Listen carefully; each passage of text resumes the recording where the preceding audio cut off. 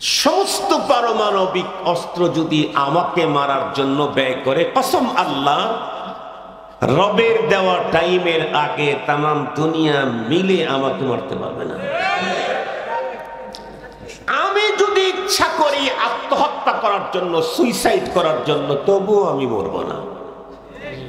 আর রব যে ডেট দিয়েছেন তার আগে একটু 1 মিনিট পর পর্যন্ত পিছানের ক্ষমতা দুনিয়ার সব লাইফ সাপোর্ট দিয়াও হবে না। এখন মানুষ একেবারে জরুরি অবস্থায় চলে গেলে কি দেয়? লাইফ সাপোর্ট দেয়। পৃথিবীর সমস্ত লাইফ সাপোর্ট যদি আমার উপরে প্রয়োগ করে, কসম আল্লাহর 1 সেকেন্ড আমাকে দুনিয়াতে বেশি রাখতে পারবে না। তাহলে এতটুকুন তো আমাদের সকলের এই কথার উপরে কোনো সন্দেহ নেই যে আমাকে নির্ধারিত টাইমেই চলে যেতে হবে, এবং প্রতিনিয়ত যাচ্ছে। যারা গেছে এরকম অনেক মানুষকে আমরা পরপারে নিজ হাতে কবরে কবরস্থ করেছি। মিনহা খালাকনাকুম ওয়া ফিহা নুঈদুকুম ওয়া মিনহা নুখরিজুকুম তারাতান উখরা। বলেছিলাম যে কি, ও আরবি একটা গত পড়েছিলাম, কোরআন শরীফের আয়াত। এটার তর্জমা অনেকেরই জানা। ওই আয়াতের মধ্যে যখন তাকে মাটি দেই, তখনই কিন্তু আমি এ কথার স্লোগান দিয়েছি, ওয়া মিনহা নুখরিজুকুম তারাতান উখরা।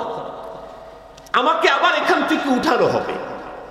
আজকে তো মৃত্যু হয়ে গেল, মিনহা খালাকনাকুম ওয়া ফিহা নুঈদুকুম, আমাকে আবার উঠানো হবে। উঠাবার পরে আল্লাহ পাকের সামনে আমাকে মুখোমুখি হতে হবে, আল্লাহ পাকের সামনে আমাকে উপস্থিত করা হবে। সেই দিন রব্বুল আলামিন আমার ভালো এবং মন্দ উভয়টার উপরে জাযা এবং সাজা দিয়ে দিবেন। কোরআনে হাকিমের যে আয়াত আমি তেলাওয়াত করেছি, এই আয়াতে কারিমাতে আল্লাহ তাআলা 4টা মেসেজ দিয়েছেন। কয়টা? এক আয়াতে কয় মেসেজ? কার মেসেজ? আবার বলেন কার মেসেজ? প্রধান উপদেষ্টার মেসেজ যদি এত গুরুত্ব রাখে, রব্বুল আলামিনের মেসেজের গুরুত্ব কত বেশি হবে? কত বেশি আমরা ভাষায় প্রকাশ করতে পারবো না। প্রথম মেসেজ, কুল্লু নাফসিন দাইকাতুল মাউত, প্রতিটি প্রাণীকে মৃত্যুর স্বাদ গ্রহণ করতে হবে। এটা আমরা মনে প্রাণে বিশ্বাস করি। এরপরে দ্বিতীয় মেসেজ হলো, ওয়া ইন্নাকুম তুওয়াফাউনা উজুরাকুম ইয়াওমাল কিয়ামাহ,